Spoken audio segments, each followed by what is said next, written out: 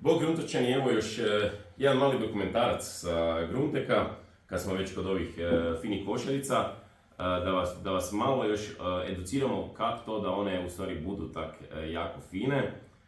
Kao što to inače govorim, najveći razlog je niš posebno s njima ne radimo, pustimo ih da rastu na miru, prirodno, ne ubrzavamo ih i onda one stasaju u slasno povrće koje znate.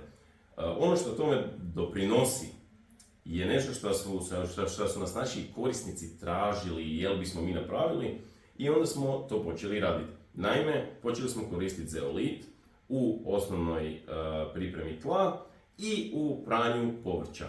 Jel to će imati nekakav dugoročan učinak, ne znamo, ali naši korisnici su sretni, a to nam je broj 1. Isto tako smo dobili upit s čime prihranjujemo to fino povrće, i kao što znate mi koristimo isključivo organska sredstva za prihranu i zaštitu.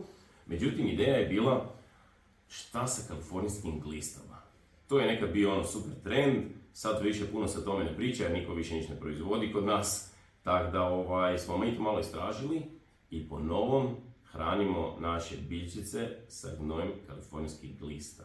Za sad nam se čini da je to super.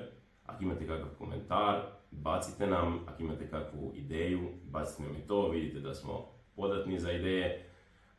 A prije svega, uživajte u svojem lijepo prihranjenom, lijepo pripremljenom i lijepo uzgojenom domaćem svježem povrću. Dobar tek!